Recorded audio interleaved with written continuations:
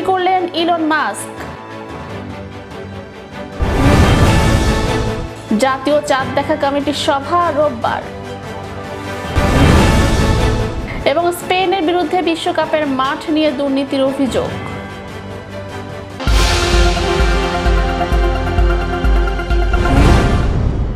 নিজের কৃত্রিম বুদ্ধিমত্তা কোম্পানির কাছে $45 billion social media platform x বিক্রি করে দিয়েছেন মার্কিন ধনকুবের ইলন মাস্ক। স্থানীয় সময় শুক্রবার সন্ধ্যায় মাস্ক ঘোষণা করেন তার কোম্পানি এক্স নিজের কৃত্রিম বুদ্ধিমত্তা কোম্পানির XAI এর কাছে বিক্রি করে দিয়েছেন। এক্স এর জন্য XAI $45 বিলিয়ন দেবে। 2022 সালে ইলন মাস্ক $44 বিলিয়ন দিয়ে টুইটার কিনে নেন। বর্তমানে এক্স এর 600 মিলিয়ন অর্থাৎ 60 কোটি গ্রাহক রয়েছে। XAI এর মার্কেট ভ্যালু $80 বিলিয়ন। এক্স এর মার্কেট ভ্যালু $33 বিলিয়ন।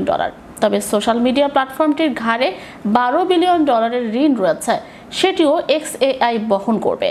মাস্ক তার এক্স অ্যাকাউন্টে লিখেছেন, এই চুক্তির ফলে এক্স এর মূল্য $33 বিলিয়ন।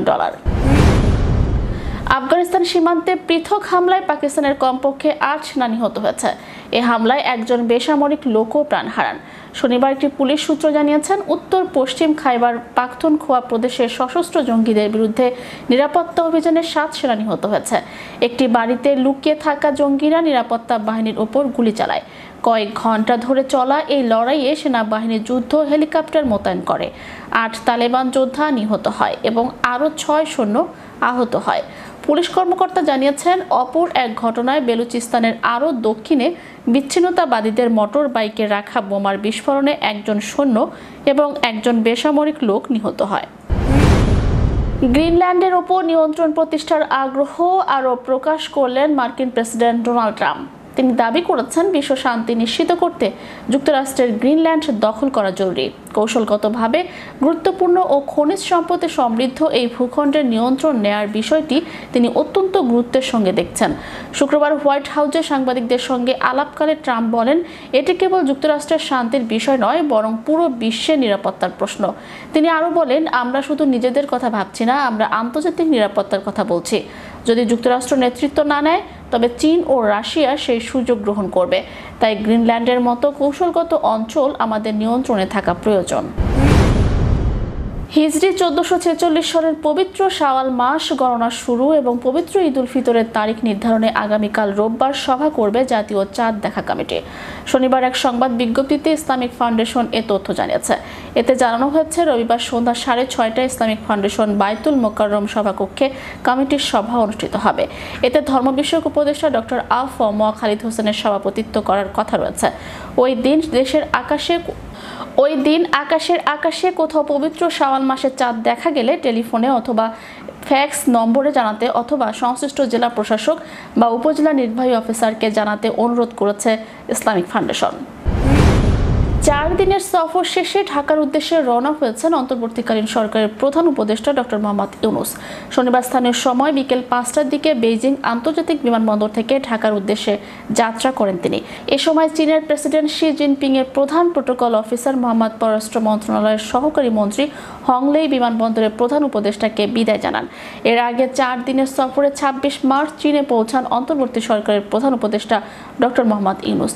চীনের হাইনানের কিয়ংহাই বোয়াও বিমানবন্দরে তাকে লাল গালিচা সংবর্ধনা সহ উষ্ণ অভ্যর্থনা দেয় দেশটির সরকার। পরদিন 27 March Boao forum for Asia বার্ষিক সম্মেলন 2025-এর উদ্বোধনী অধিবেশনে ভাষণ দেন ডক্টর মোহাম্মদ ইউনূস। মিয়ানমার ও থাইল্যান্ডে ভূমিকম্পের পর বাংলাদেশেও ভূমিকম্পের আশঙ্কা রয়েছে। বিশেষত চট্টগ্রাম, সিলেট, ময়মনসিংহ ও ঢাকা অঞ্চল উচ্চ ঝুঁকির মধ্যে রয়েছে বলে জানিয়েছে ফায়ার সার্ভিস ও সিভিল ডিফেন্স। মিয়ানমার ও থাইল্যান্ডে শুক্রবারের শক্তিশালী ভূমিকম্পে ব্যাপক হতাহতের পর শনিবার সকালে এক বিজ্ঞপ্তিতে সংস্থাটি বাংলাদেশের ভূমিকম্প মোকাবিলায় সকল পর্যায়ে পূর্ব প্রস্তুতি গ্রহণ ও সচেতনতা তৈরির জন্য 9টি বিষয়ে সতর্কতা জারি করেছেন। এতে বলা হয়েছে, মিয়ানমার ও থাইল্যান্ডের বিভিন্ন অঞ্চলে শুক্রবার পরপর 2টি শক্তিশালী ভূমিকম্প হয়েছে। রিক্টার স্কেলে ভূমিকম্প দুটির মাত্রা ছিল যথাক্রমে 7.7 ও 6.4। এতে দেশ দুটি বেশ ক্ষতির মুখে পড়েছে। বাংলাদেশেও একই মাত্রার ভূমিকম্পের আশঙ্কা রয়েছে। যুক্তরাষ্ট্রে 3 সহস্রাধিক মাঠে পবিত্র ঈদ উল ফিতরের নামাজ অনুষ্ঠিত হবে। সোমবার দেশটিতে বসবাসরত মুসলিম সম্প্রদায় সবচেয়ে বড় এই উৎসব পালন করবে। আবহাওয়া অনুকূলে থাকায় এবার বিভিন্ন মসজিদ কমিটির ব্যবস্থাপনায় এবারে ঈদ জামাতের প্রস্তুতি নেওয়া হয়েছে। খোলা মাঠ ছাড়া বেশ কিছু ঈদ জামাত অনুষ্ঠিত হবে বিভিন্ন মসজিদ ও গির্জার মিলনায়তনে।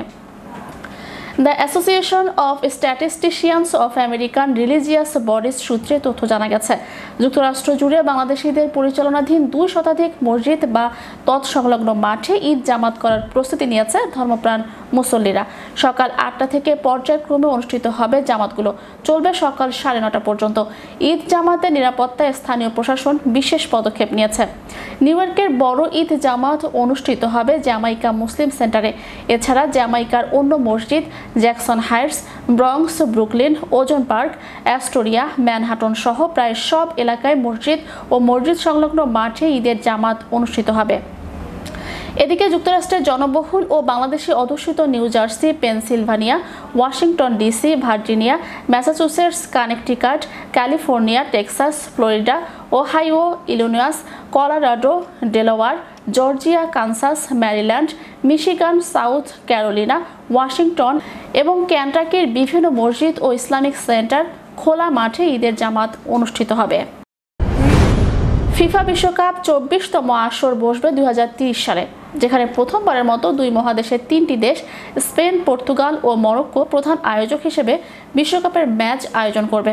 তবে বিশ্বকাপের 100 বছর পূর্তি উদযাপনে বিশেষভাবে আর্জেন্টিনা, প্যারাগুয়ে ও উরুগুয়ে একটি করে ম্যাচ আয়োজন করবে। এই বিশ্বকাপ উত্তর আফ্রিকায় প্রথমবারের মতো অনুষ্ঠিত হতে যাচ্ছে এবং 2010 সালের পর এই মহাদেশে এটি হবে প্রথম বিশ্বকাপ। একইভাবে 2014 সালের পর দক্ষিণ আমেরিকা এবং 2018 সালের পর ইউরোপেও আবার বিশ্বকাপ ফিরছে।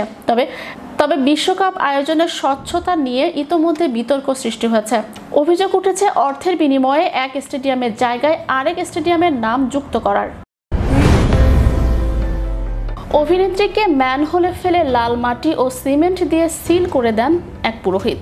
হাড় হিম করা ঘটনা। 2023 সালের জুন মাসে ভারতের তেলেঙ্গানার জনপ্রিয় টেলিভিশন অভিনেত্রীকে হত্যা করে মরদেহ ম্যানহোলে ফেলে সিমেন্ট দিয়ে সিল করে দিয়েছিলেন এক পুরোহিত। বুধবার অভিযুক্ত পুরোহিতকে যাবজ্জীবন কারাদণ্ড দিয়েছে তেলেঙ্গানার স্থানীয় এক আদালত। আইয়াগাড়ি ভেঙ্কট সাই কৃষ্ণ নামের সেই অভিযুক্ত পুরোহিত যেই অভিনেত্রীকে হত্যা করেছিলেন তার নাম কুরগান্তি অপ্সরা। শুধু তাই নয়, হত্যার পর তার দেহ একটি ম্যানহোলে ফেলেও দেয় সে। তারপর তার লাল মাটি এবং সিমেন্ট দিয়ে সিলও করে দেয়। এদিকে তেলেঙ্গানার রাঙ্গা রেড্ডি জেলা আদালত দোষীকে যাবজ্জীবন কারাদণ্ডের পাশাপাশি তাকে 10 লক্ষ রুপি জরিমানাও করে, যার মধ্যে মৃতের পরিবারকে 9,75,000 রুপি দেওয়ার নির্দেশ দেওয়া হয়েছে, আর বাকি 25,000 রুপি আদালতকে দিতে হবে। তদন্তে জানা গেছে, নিহত অভিনেত্রী অপ্সরার মা প্রায় মন্দিরে পূজা দিতে যেতেন। সেই মন্দিরের পুরোহিত ছিলেন সাই কৃষ্ণ। মায়ের সঙ্গে অভিনেত্রীও মন্দিরে যেতেন। তখনই অপ্সরার সঙ্গে পুরোহিতের পরিচয় হয় এবং 2023 সালের শুরুর দিকে তাদের মধ্যে সম্পর্ক তৈরি হয়। কিন্তু অভিযুক্ত পুরোহিত আগে থেকেই বিবাহিত ছিলেন। তবুও তিনি অভিনেত্রীকে বিয়ে করার প্রতিশ্রুতি দিয়েছিলেন। এরপর যখন অপ্সরা তাকে বিয়ের জন্য চাপ দিতে শুরু করেন, তখনই অপ্সরাকে খুনের ষড়যন্ত্র করেন সাইকৃষ্ণ। পুলিশ জানায়, পুরোহিত ভেঙ্কট সাইকৃষ্ণ 2023 সালের 3রা জুন কোয়েম্বাটুর যাওয়ার অজুহাতে অপ্সরাকে লোভ দেখিয়ে বাইরে নিয়ে যান এবং তারপর তাকে খুন করেন। এরপর সাইকৃষ্ণ অভিনেত্রীর মৃতদেহ বাড়ির কাছে একটি সরকারি অফিস কমপ্লেক্সের সেপটিক ট্যাঙ্কে ফেলে দেন। এমনকি অব্যবহৃত ম্যানহোলটি বালি, সিমেন্ট ও লাল মাটি দিয়ে ভরাট করে দেন।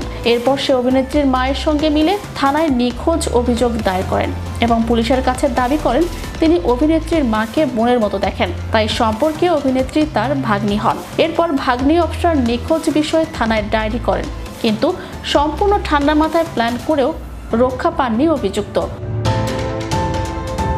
পুলিশ তদন্তের পর পুরো ঘটনা খুঁজে বের করেন এবং পুরোহিতকে গ্রেপ্তার করেন। অবশেষে 2 বছর মামলা চলার পর যাবজ্জীবন কারাদণ্ড হলো পুরোহিতের। চ্যানেল 52 বিনোদন ডেস্ক।